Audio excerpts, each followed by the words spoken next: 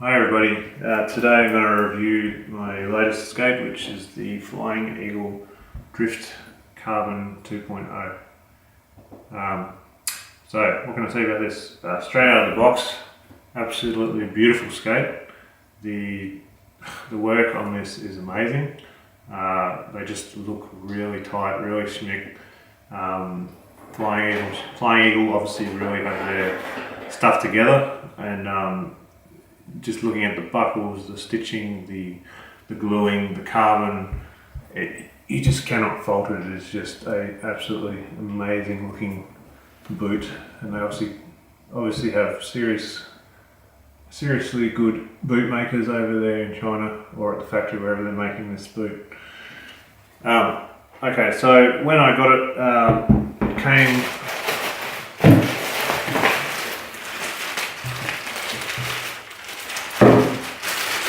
So it doesn't come with the larger setup, which is fitted at the moment. It comes with these also beautifully made Flying Eagle rockerable frames with 4x80mm wheels that are 88A, and you have, pretty sure it's an ABEC 9 bearing in there. Yeah, just the work on it is just so nice. I really like what they're doing with frames. But I was always going to go big wheels, so I went to their Flying Eagle Supersonic 3x125mm frame, which is a 10.5 inch frame. It's very light, it's very strong. I've had the Supersonic 3x110 frame before this as well, but going up to 125mm wheels, I'd like to stay out there and don't really like to go back. So from the bottom, you got this beautiful carbon boot. Then you have guards here.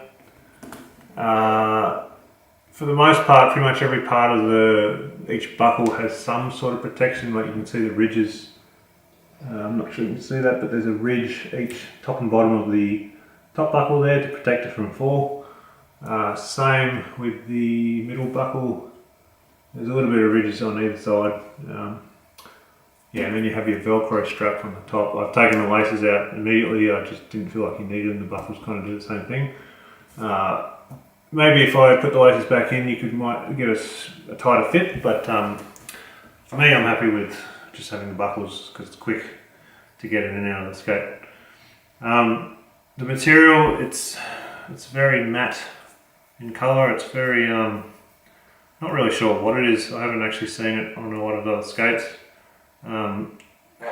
It's very, I don't know, it's just very, it looks advanced, it's nice. The buckles, Velcro strap's pretty standard, very similar to fibre or any of that sort of design. The mid buckle, it's a ratchet setup, and then a quick release. Looks sort of middle quality. I'm not sure how tough that really is in a fall. Obviously the idea is not to fall, but yeah, but I'm sure you can get replaceable buckles. I'm sure there's spares readily available. The top one is very similar to Fibre buckle, except it has you hold like that, and anyway, buckle's a buckle really. Not too much going on there. Inside, we have this really good, solid, large carry strap on the back, which is very handy. Inside, it's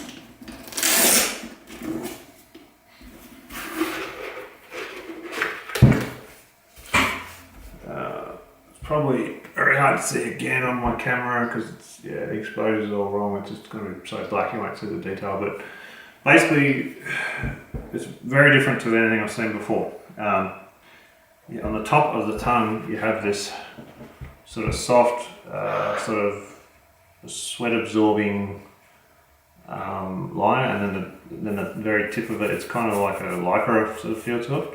like what you see in most boot liners.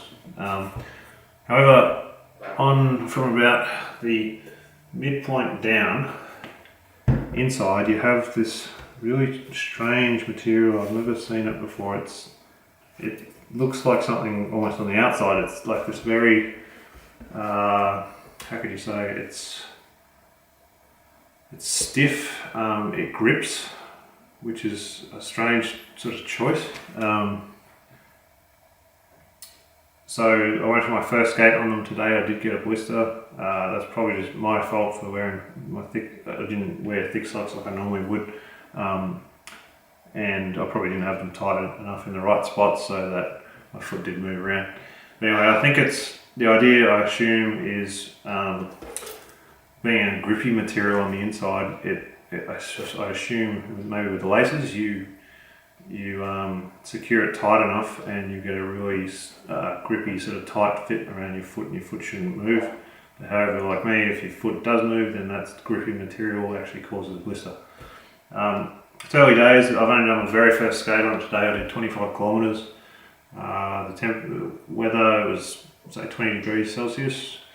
I'm sort of I sweat a fair bit, I guess, not super sweaty, just, I don't know, I'd say I'm an average sweater, if that's such a thing. What I did notice, I didn't fall. I went to a power slide, kind of overstepped a little bit, and it took my first little scuff off of this material on the front, which is it looks like I'm not sure, sort of a carbony, plasticky sort of, I don't know, it's kind of some sort of plastic. I'll see if I can pick it up on the camera, but it's probably out of focus, but you can see just a little sort of scuff mark. Not too bad. I mean, that was just a quick, went slide, caught it briefly and caught back up again. So I guess maybe the downside of wearing a skate like this compared to a hard plastic boot is if you do go for a slide and fall, there's a chance you may tear something somewhere. Don't know. Hopefully I never find out the hard way. But yeah, it is. I have seen other skates where it was similar to that kind of material. Instead of having a hard plastic one, and occasionally they take the toes off eventually over time, and you have to use some sort of plastic melt to fill that in just to make sure you still got a toe. What I did notice, these are extremely stiff, really, really stiff. Like, I don't own speed skates. I have rollerblade Tempest, which I do most of my distance work on. If I'm not feeling like that and I just want to go for a lazy sort of putt around, or I want to go into a city, or I want to have a bit more control, then I'll use a skate like this, something with a high cuff. These feel what I imagine a speed skate would feel like. The carbon is amazing. You can feel the energy transfer. There is no inner sole in it. There is no spongy liner of any kind. It's rock hard on the bottom. So you do feel the bumps if you're riding on crappy pavement. The front is also, I'm not really sure where the carbon stops and the material starts, but the front sides feel incredibly stiff also. So I was sort of getting a pressure point on the inside, but I think that's just me. I've got to realign my frames because I am noticing I'm tipping inward slightly, so I'm going to have to move my frame inward to correct it and bring it back to level. But yeah, to me it's just a bizarre experience being in a high cuff sort of street urban skate and having that rock solid, really, really stiff feel like you're with a speed skate. It's good because it means if I'm just doing a lazy skate over good distance and I want to be able to cover that distance with ease, this will do the job. It's, yeah, amazing. So these have only just been released. The reason I've always sort of been interested in Flying Eagle, I've always bought their frames, but I've never had one of their skates because they didn't make anything bigger than a US 12 or I'm not sure what that is in European, but anyway, this is the first one I've seen released in a large size. This is a 48. Rollerblade, say a Mondo point 31.5 centimetre or a European 48 is a US 13.5. However, on the tag here, Flying Eagle seem to be working off another system, but they've got a 31.5 centimetre which everywhere else is a 13.5, but they've called it a US 14. I've got a US 14 rollerblade RB110, and that is a 32 centimeter. So anyway, so a bit of a mixed match there. Anyway, website I got them off, they said they're a 13.5, and that's exactly what they are. I found the toe is a little bit narrow. The profile it sort of tapers in a little bit. So far it's not an issue if I'm wearing thinner socks, which is what I tried today, but I got a blister doing that, so I'll have to see where the middle ground is. So the cuff. Cuff is very interesting. It doesn't really move at all. It's the bolts either side of the cuff are very, very tight from the factory. So I'm trying to move. I'm trying to move this. Okay, there it slowly went eventually, but it's a lot of force to get that cuff to move. And if you notice, it goes backwards quite easily, but it just does not go forward because the design is similar to the fibre highlight that I reviewed in another video. As soon as this cuff hits the material, it stops. So if you're skating and you're trying to lean forward, which is what you do when you skate, this cuff isn't going to go with you. The solution is, once again, similar like the fibre, you have to leave this top buckle loose. In fact, I took the cuff off completely and strapped them on just using the laces, and you could pretty much skate without that cuff anyway. The material in the liner is so stiff that it's supportive enough without a cuff. I'm sure people aren't going to do that, but I'm hoping over time, I can see in sort of around here, there's a little cutting with a softer material, I assume, to make the skate flex forward. I can't see that happening, it's just so stiff. I think like my fibre highlights, I think they're made for the freestyle crowd. So you got a really stiff boot, very, very sort of glues to your foot, which I assume is very responsive for if you're doing freestyle moves, like, you know, balancing on your toes or your heels, or doing that kind of dancing stuff, which is probably why they came with a 4x80 rockerable frame. Yeah. For that sort of stuff, I assume they're perfect, but I don't know. I'm not a freestyle rider. I can't do the dancing stuff. If you are and you watch this review, feel free to comment and give another opinion. It's fine. Yeah, beautiful skate. Very, very light.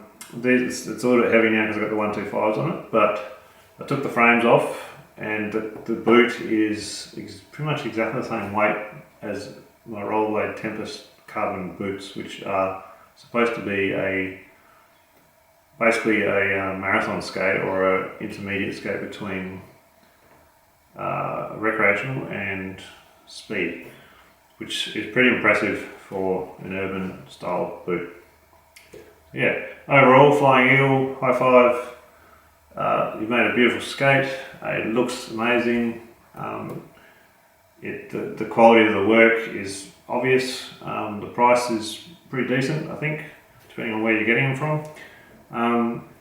Yeah, I look forward to skating on them more and seeing where they go. Maybe if it doesn't work out for me, I'll do a follow-up review and just say why it didn't work and what I think of the sore points, or, you know, to stop someone with a similar type feet from having issues. But all in all, really good. If you're doing freestyle, urban, just a recreational, you just want a good, quick to get into, that is without lasers.